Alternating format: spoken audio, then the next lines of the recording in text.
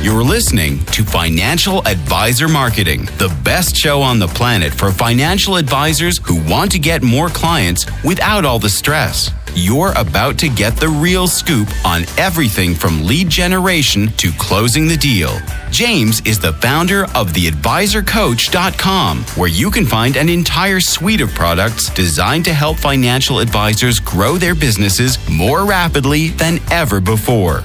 Now, here is your host, James Pollard. Financial advisors, welcome to another episode of the Financial Advisor Marketing Podcast. I very rarely do guest episodes, but I wanted to do this guest episode this week because I have an absolute rock star, a superstar, someone who has a great business, someone who is engaged in multiple marketing strategies exactly the way that I teach. His philosophy is aligned with mine. He's got a book. He's got a podcast. He's got a fantastic website. He's involved in some charitable organizations. He's the CEO of his own nonprofit, which is major league. I love this stuff. I love what he is doing. It is Elliot Kallen, CEO of Prosperity Financial. I actually have his website pulled up right now, prosperityfinancialgroup.com. I'm going to let him introduce himself because I'm sure he can do it better than I can. He has been on several podcast episodes. He's a great guest, and I'm honored to have him today. So, Elliot, take it away.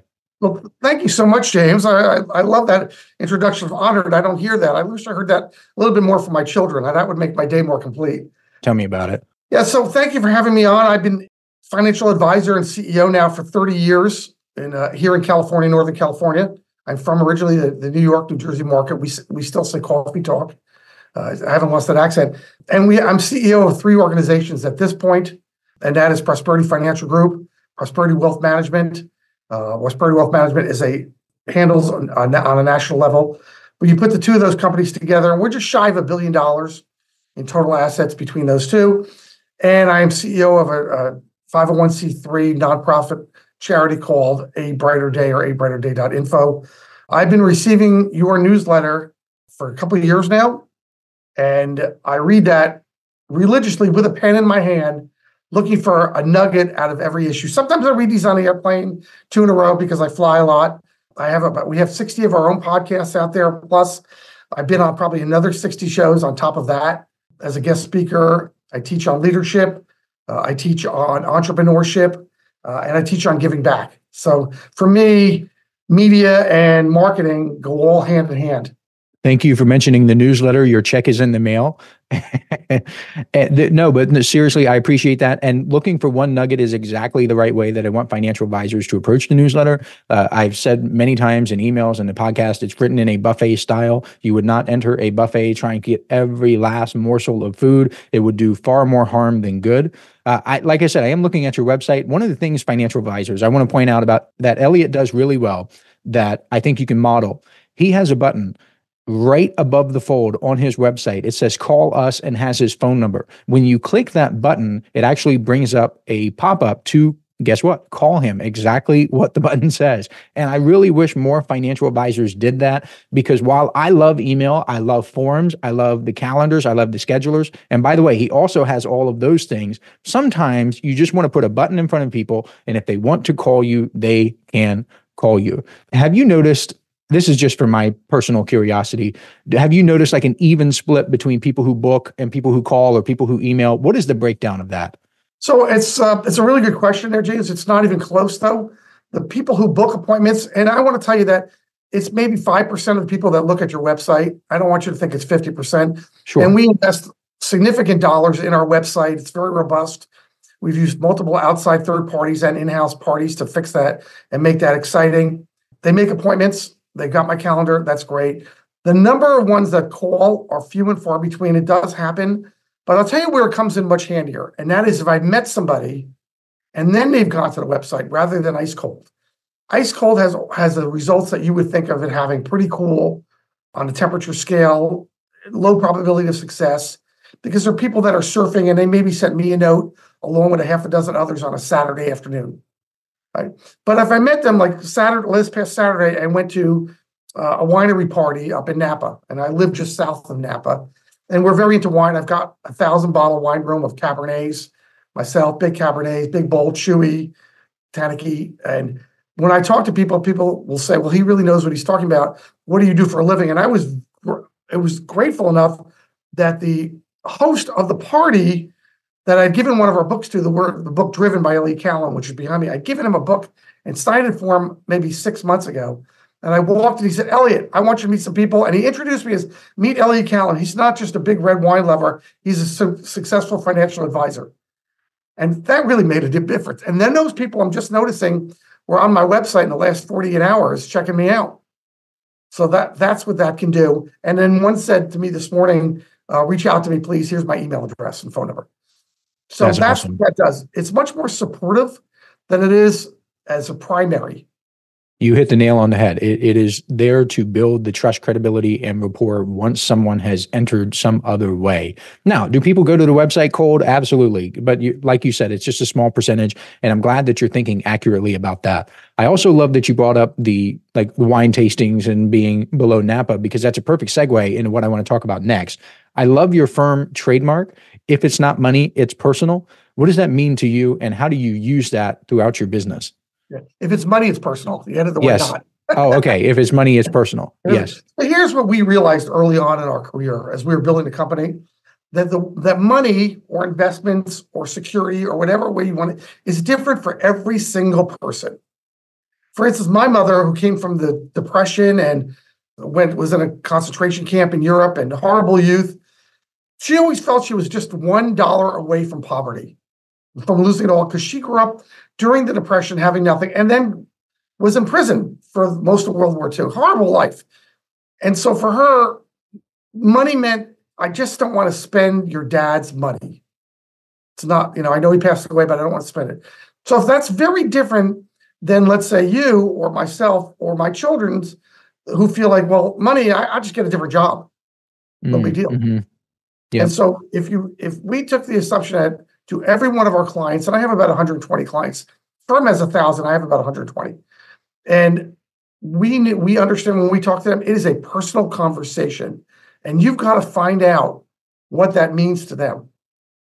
So for them, money means I can sleep at night. For somebody else, money means I can live my dream of traveling around the world, maybe first class. For somebody else, I can visit my grandchildren more often.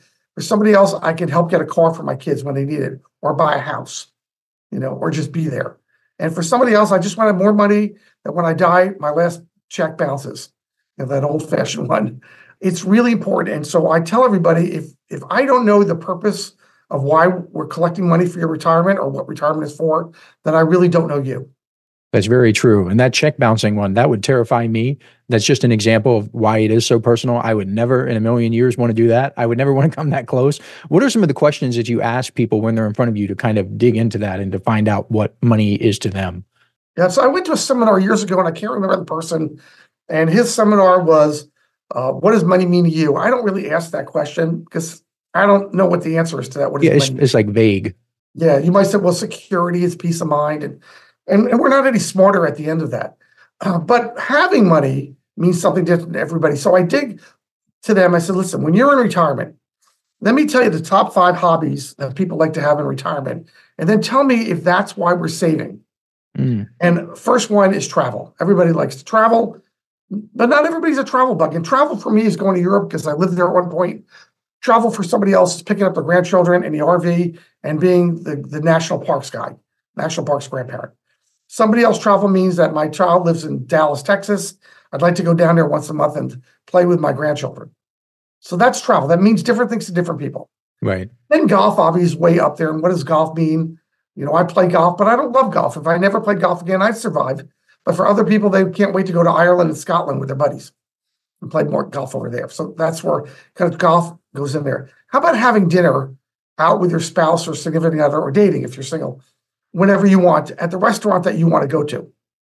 That's what money can mean. Like, look, we've eaten home and sacrificed our whole life. I want to go eat out a little bit, enjoy this.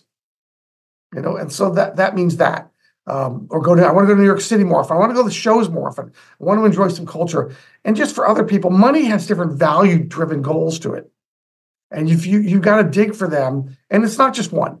They could be I want to see my grandchildren too, but I want to travel all over Europe and the world. They're not mutually exclusive. My time is mutually exclusive because that's the most finite part of my life is my time. I can only do one thing at a time here. But having the money that lets me do that It's also what I work for. I don't work for my paycheck. I work for one day because I love what I do. And James, what I work for is having some pot of gold that I would be able to do anything I want to do when I want to do it. I don't care about the race car. I can't even get in and out of it because I've had too many back surgeries. So I don't think about the race car anymore. I don't care about the big house in a winery. I'd love to have a big house in a winery, but it's just my wife and I. What am I going to do with that? So those have different values, but other people, it's about the big show house. I have a friend, very smart friend who has 3 houses. That's really important to him to have multiple houses in these locations because it reminds him a little bit about Vanderbilt and Biltmore and all these places that they had houses around the country.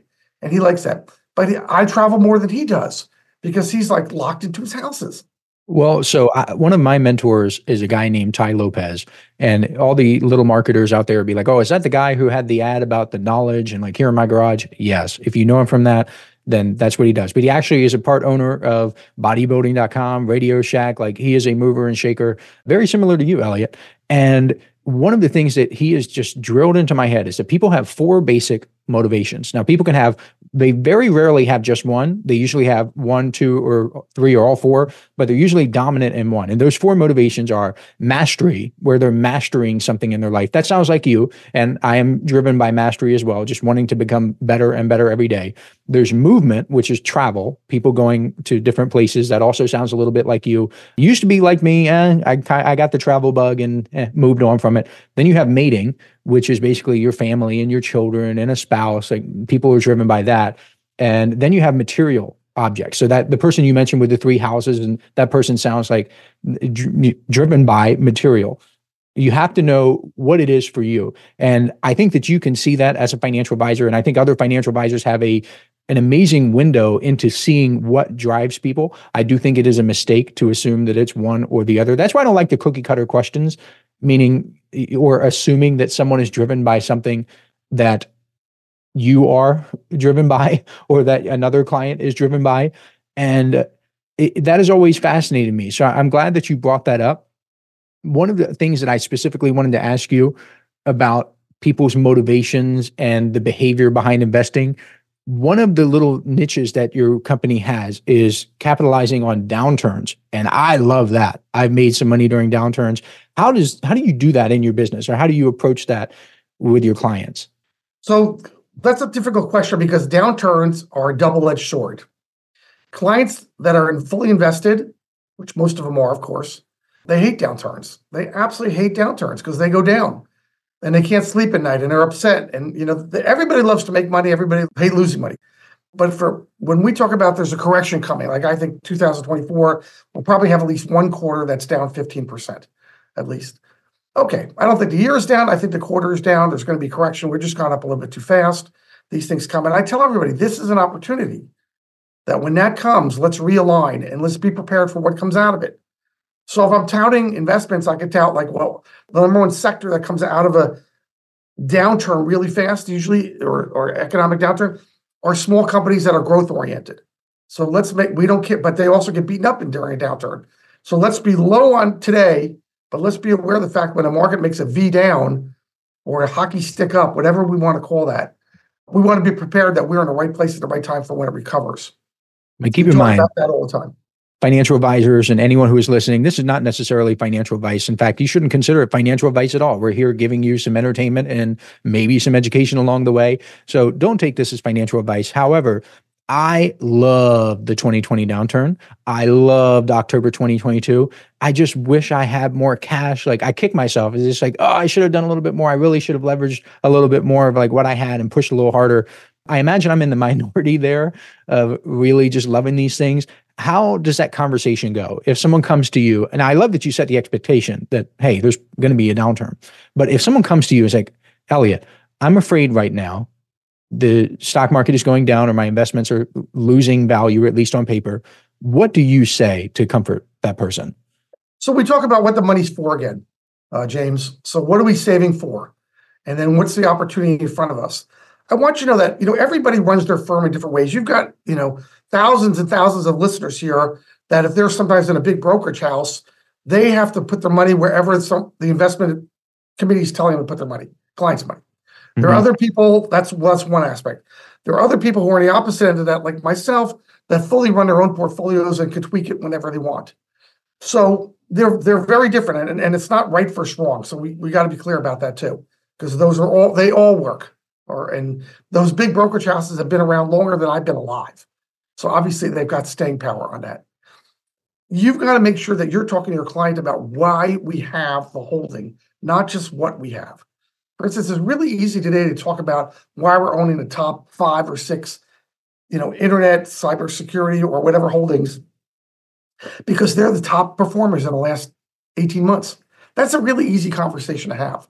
So tell me why you're holding value stocks, things that pay dividends that are the biggest underperformers in large companies. Why would you still hold them? And that's a conversation that you should have about soft landings, or we want to protect some downside, or it's not, the stock market doesn't go just one direction.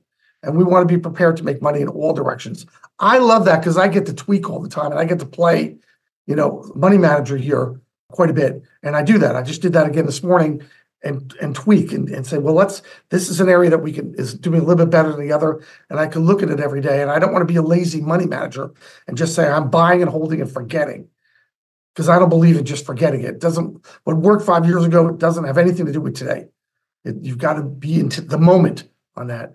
And so for your FAs that are listening to this, is talk to your clients about the why of why you have this in a portfolio, and that you are just as not keen on watching it as they are of them watching it. Because that's trust and confidence. And you can never make up for the word trust, ever. There's nothing you can do to make up for the word trust. Once you lose trust, it's over. How do you build trust? What are some strategies that you've used to build trust? 'Cause I agree it's paramount in a business. Yeah. Trust is all about communication. It's not about your degrees. A degree may get you in the door, a CFP, a CFA, a master's in something. That opens up the door, but that doesn't get you to keep the business. Trust is this. Can you look them in the eyes? Can you speak from the heart? Can you communicate with them more than just once a year? Can you let them know that you're thinking about them when things are not going well? And they say, I'm calling you up. I just want you to know, I know we're down. I'm watching it every single day. I just want you to know that. I love that. Yeah. You got to be able to call with bad news and say, and be able to use the phrase, I use the phrase, listen, I have no good news to give you right now on your portfolio. I'm watching it every day, and I've realigned it for when the market turns around. I'm not quite sure when it's going to happen. It's pretty soon, and we're in a good position for when that happens. That's really nice. I like that. And I like the proactive approach, because they're thinking about it. There's some clients are out there, hey, why hasn't my financial advisor contacted me?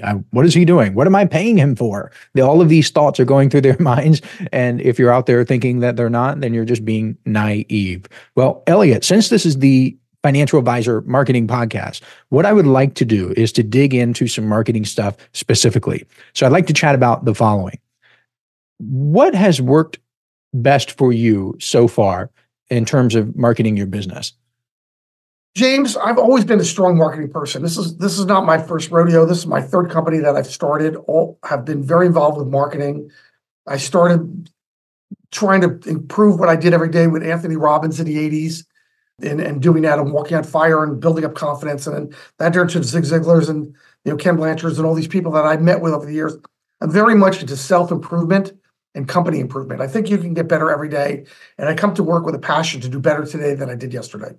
So that's where it begins. Then you look for what's working at marketing. And marketing means, what am I doing to improve my ability to attract new clients without losing the clients I have? Because you have to do both. You can't have so many clients leaving the back door that you're bleeding, that the front door is meaningless. You've got to protect that back door and go after the front door. And it's a lot like playing sports. If you're a sports person, I play football and ice hockey. It's great if you could score 4 goals, but if you're giving up 5 every game, that's not going to really help your world. And that's the same thing in here. So from the very beginning on, we started to look at the early days of building the websites. And I used third parties for that because I didn't have any ability to do it. And I worked with Lincoln in those days, who had no knowledge of marketing, no idea about how to do anything at all, and kind of worthless on a marketing idea. Their marketing idea was go buy American funds and let it do it for you. That was their version of marketing. And then, that's completely out of touch with what has to happen. Today, we went from having maybe 15 different companies that we used on the outside to, in 1999, we brought all this in-house and created a marketing department. So I actually have 3 in-house marketing people that work for me now. And that one person just does nothing but social media. Another person does writing and creative materials.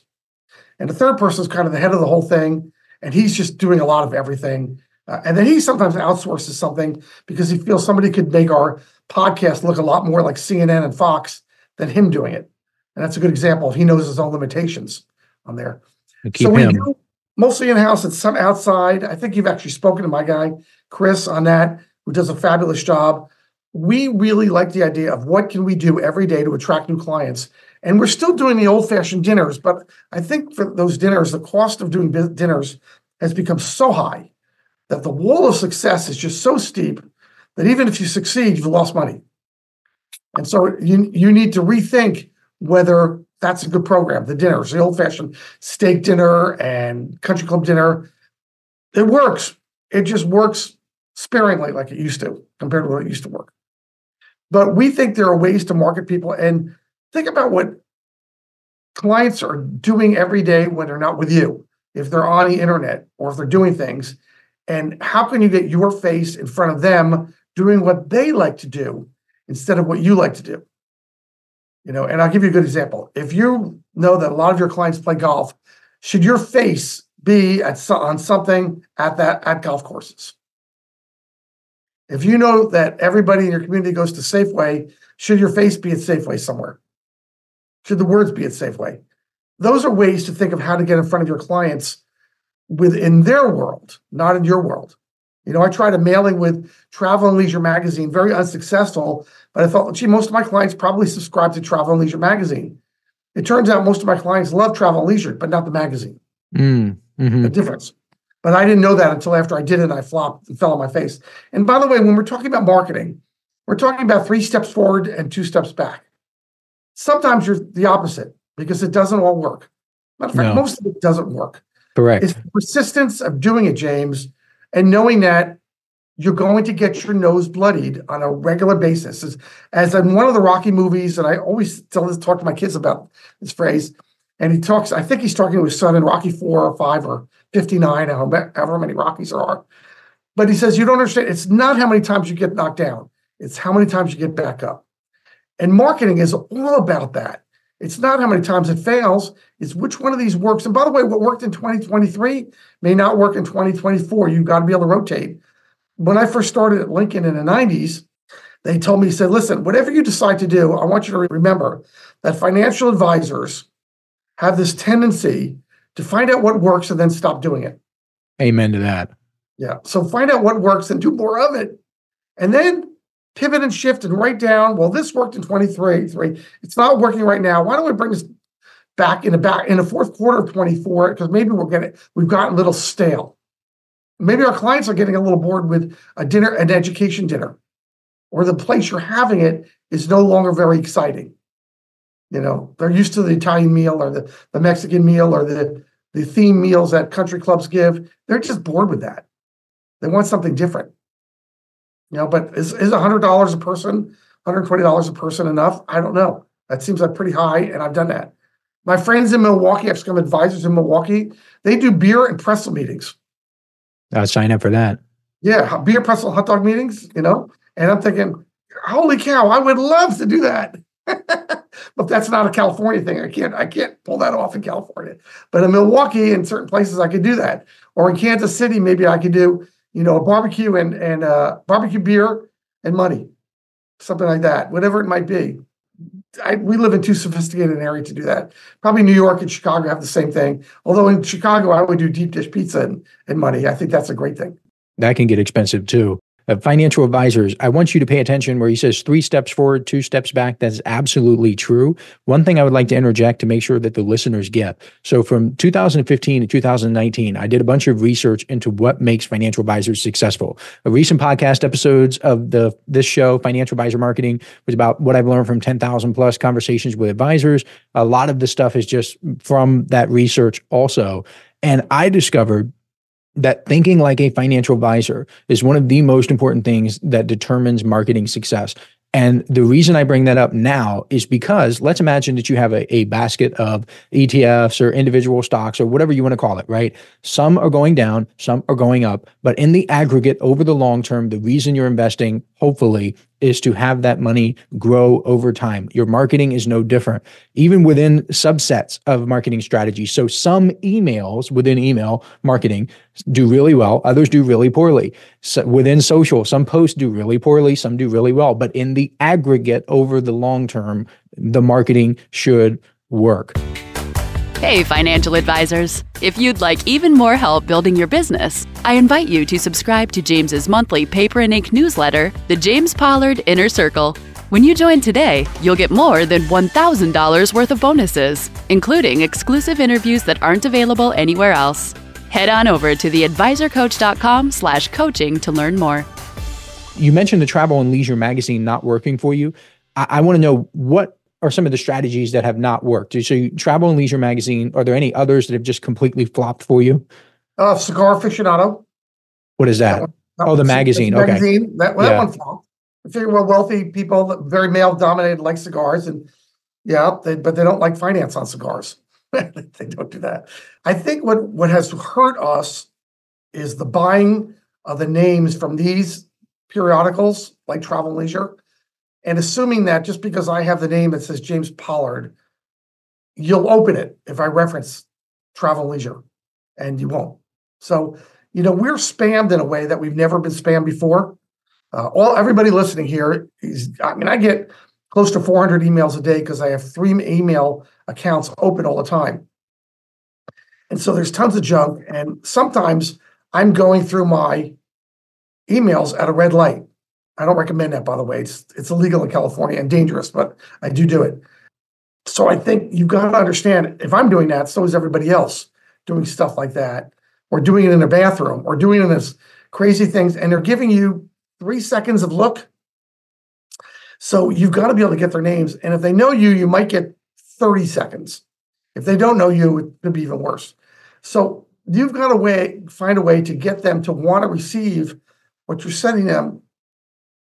That's a trick. That's an art. Can I send you something? Can I forward this to you? I mean, I even get phone calls on that. Elliot, I like what you do. Can I forward this to you? Sure, go ahead. And maybe they've got a better chance to be opening it up. But other than that, we don't want to be spam. We don't want to be junk mail. We don't want to be stopped at the receptionist desk. I mean, we all have that same problem, is that we're being stopped with an iron fist because everybody's too busy.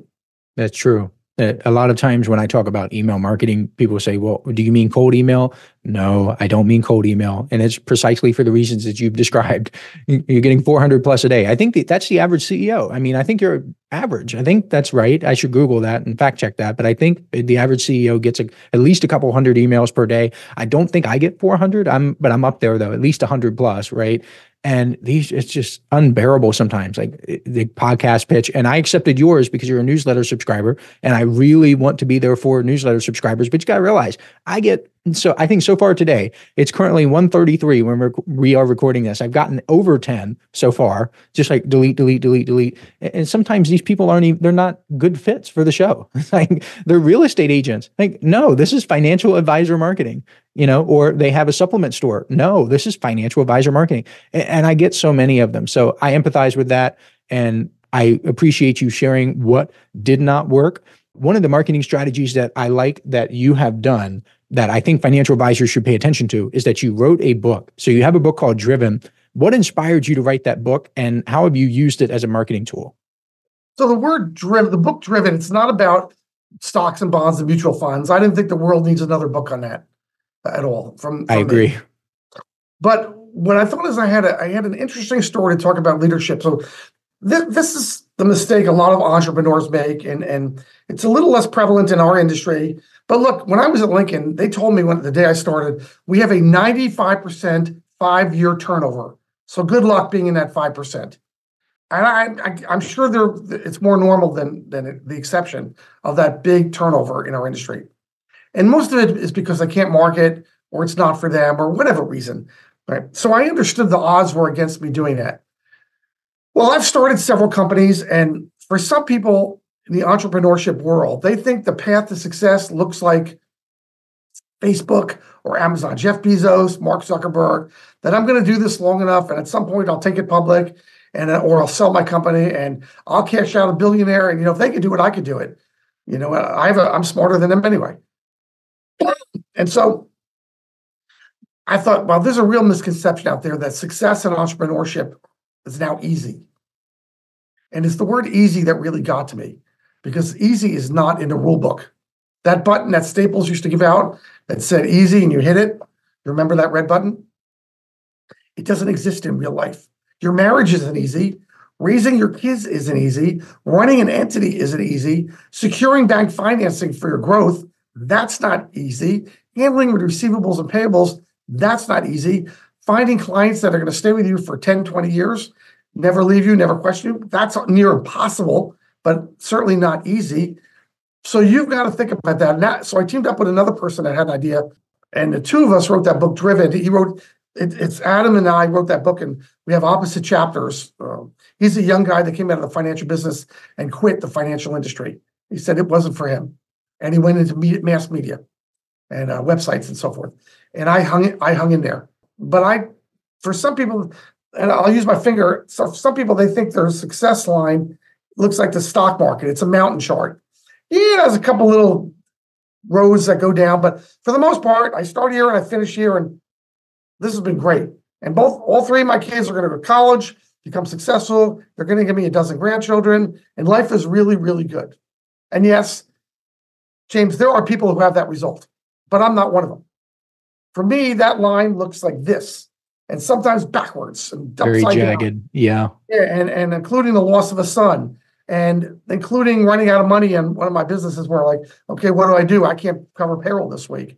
How do I secure payroll money just for a week? And I'm up at 3 a.m. trying to think about this every single night. So as an entrepreneur, not just a financial advisor, because I am an entrepreneur immediately every day of the week. I'm an entrepreneur. I've got a team of people that work for me. I've got mouths to feed, lights to keep on, marketing to do every day. I think about that. That's the entrepreneur world. How do you make that successful without it eating you from the inside out? And sometimes you have an easier time, sometimes a harder time. And that's why I wrote the book, to let you know that perseverance is one of the key attributes of success. Sometimes it's luck, but you got to have the stick-to-itiveness and the integrity and the core value to see through your dream and bend and model your dream as necessary, because just because you have a dream in 2020 doesn't mean it's effective in 2024. You may have to model that a little bit and scrape away some edges and add some more clay to it, depending on what's going on in the marketplace. Because you have to grow as an individual. You have to grow as a financial advisor. You always have to grow as an entrepreneur. And one day you have to step away because you're getting too old for this, too burnt out. And if you're not aware of what phase you're in and thinking through that phase, you're suddenly going to be facing 70 years old in a mirror and thinking, now what? There are seasons of life and seasons of business. You have to be able to identify them. I think Tony Robbins said that. You mentioned Tony Robbins earlier. He is a big proponent of constant and never-ending improvement. And that's from Awaken the Giant Within. That's actually one of my favorite books. I love that. I know Tony's under fire right now because he has a new book out that's like private equity or something. I don't know. I don't keep up with this stuff, but he has some great works. He's influenced me. Well, and I've had that in my bathroom wall for a decade. Constant never-ending improvement.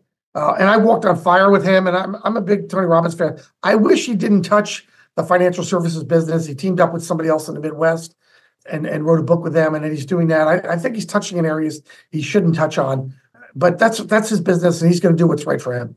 Yeah, that's a story for another day. You also have a podcast, so fellow podcaster in the house. I love that too. What made you start a podcast? Because podcasting can be brutal. It's very funny. I'm going to tell you, it's called Meet the Expert with Elliot Kallen, because you can't trademark Meet the Expert. There are too many of them out there. But Meet the Expert with Elliot Kallen. So back when I brought all my marketing in-house in 2019, now here's where luck also helps a little bit. Well, COVID hit in 2020, and I had a marketing team in place. And I said, boy, we have to communicate with our clients and with people out there, because they are scared to death that the world's coming to an end. we are going to have a global plague and half the world could disappear as well as their life savings. And so we said, why don't we put a podcast together? And we came up with the name right away, Meet the Expert with Elliot Kallen. It's not that complicated of a name. And we started to do it in our early years. It looks like an old black and white movie compared with today. And we started to do that, and people started to listen to it. At first, it was live, always live.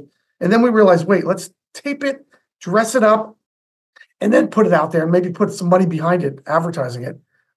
It's pretty amazing. We're now in the top 2% of all financial podcasts globally. And we're averaging, I just got the report yesterday, we're averaging 16,000 people per podcast. You're more than 2%. That's more than 2%. So yeah, where'd you get to 2%? Is that from listennotes.com or something? Yes, Listen Notes. So that is not accurate. I think you've got to be more than 2%. There's just no way, right?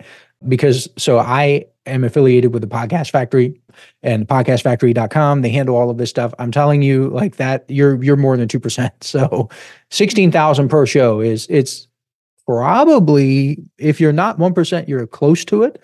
So you have a 1% podcast, in my opinion, and you can quote me. So that's really cool. We're doing it. We're bringing a lot of interesting topics. We're just about to make a shift in the show. So I've been bringing people like yourself, experts in the industry. Maybe you're managing money. Maybe you're have a neat niche like Social Security or electric cars or something like that. And I've been bringing experts, about 25-minute show, and we're just about to change that model a little bit. Okay, let's bring experts in all industries. Let's be broader than we've been. And let's bring interesting people there that people want to listen to us instead of 25 minutes to make it 45 minutes. And we become a more interesting show. We've done a couple shows on wine because I'm such a wine nut, a couple shows on exercise. And it's hard to believe how many people commented to us how much they like those shows on wine and exercise and nutrition. Things that, I know a little bit about and certainly no expert. And on stress and depression, because I deal with a lot for the charity with stress and depression, we brought that. People like that. So we're broadening out, not narrowing out. There are people who say you should always be very narrow because you want to serve a 1-inch wide, 1 mile down market because that's more effective. And we've been doing that, but we have been getting feedback to get broader, still dig into what makes people successful, how they think, so you can get some good nuggets from the show. But change it they're not just in a financial business. They could be in any kind of business. I think you've stumbled across something that I've discovered also, where sometimes people ask me, hey, you didn't talk much about marketing in that episode. You're right. I didn't. And I didn't for a reason. And there are certain things and certain stories and certain topics that do a lot better. Some of the most successful shows that I've had, some of the most successful emails have absolutely nothing to do with financial advisors or marketing, but that is a little too deep. I don't want to dig into that. I do want to ask you, if you could go back in time and give yourself some marketing advice in your very first year as a financial advisor, what would you say to yourself?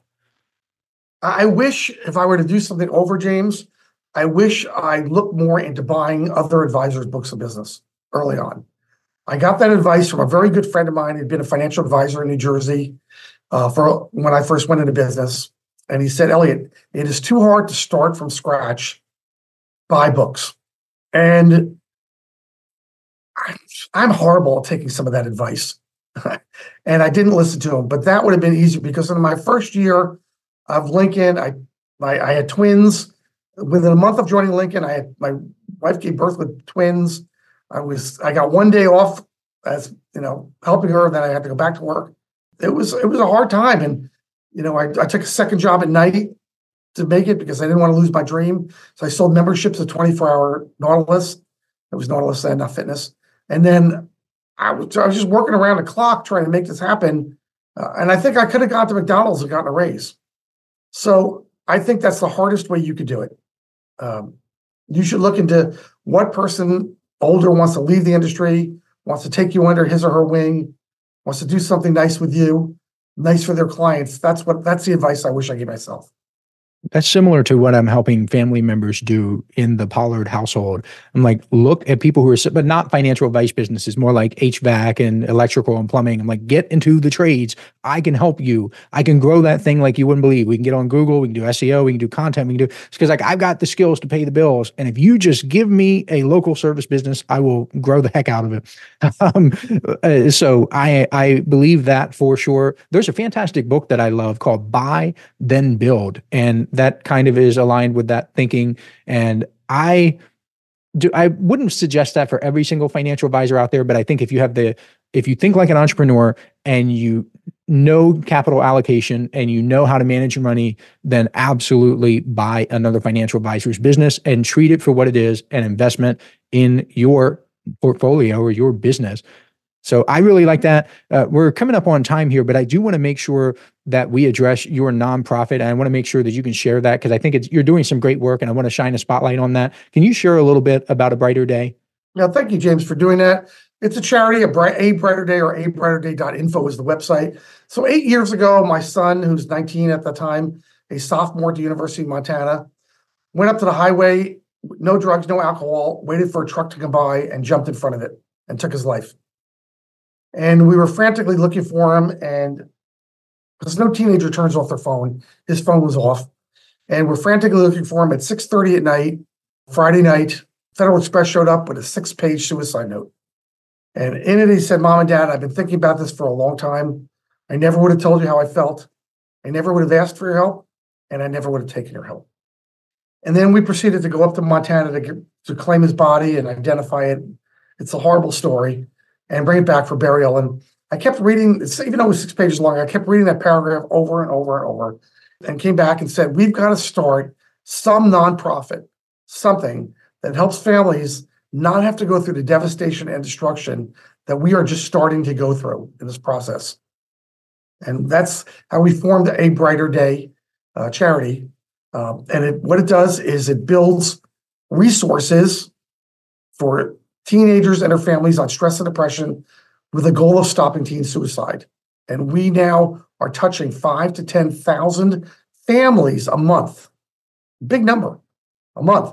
And we've got a 24/7, all 50 state teen text hotline, crisis hotline, where we get teens speak to somebody within 3 minutes.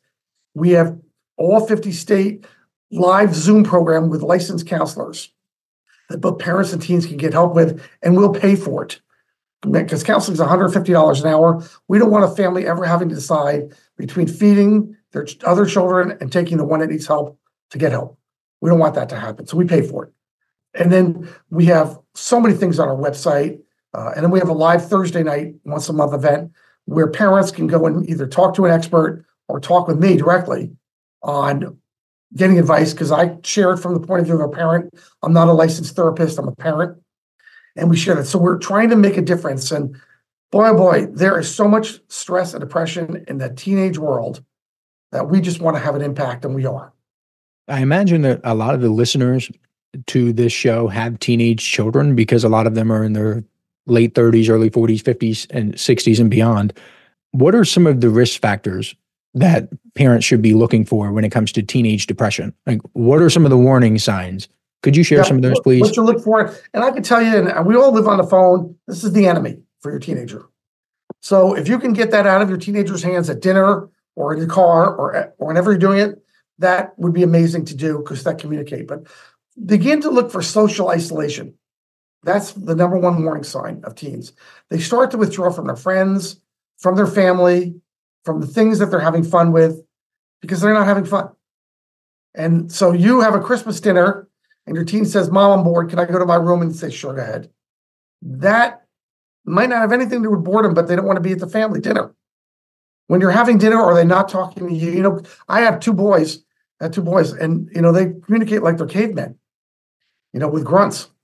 You've got to get them to talk, not just how their day was, but you have to learn as a parent how to really get tight on those questions of what's going on with them and their friends. Because if they're withdrawing, that's a real problem, because they might be withdrawing from class as well, because they're now thinking, I'm not going to be here anyway at some point. So that's number one. Are you noticing a change in their sleep patterns? You noticing that they're awake when you're asleep? Have you noticed more moods than normal? Because teenagers are moody anyway, but now they're more moody. They're angry with you all the time. They're angry with them. Why do you have to ask me that? Why do you have to do that? All that stuff. That's a really big thing. And then finally, they're just want nothing to do with anybody at all. So a lot of isolation, it seems. So that if you could look for that and then ask good questions, you might find out that your teenager's bordering on depression. And then you could decide what ways to help them. And you should go to our website, abrighterday.info, because there is no one way that works. Some teens will really react well to a texting crisis hotline. Some teens won't even try. Some teens will react to Zoom programs, Zoom counseling. Some teens won't try. Lots of kids won't react to live counseling. They don't want to be bothered. Some kids really react well to that. Some school counselors are really good. Some don't do it at all. You've got to find out what works, but you can't do nothing. That's true. Inaction is not an acceptable outcome for a depressed teenager. A very somber topic, but very important. I hope financial advisors take advantage of the resources, but whether you have children or not, if you're an aunt, you're an uncle, and you're listening to this and you have teenagers in your family, this is a valuable resource.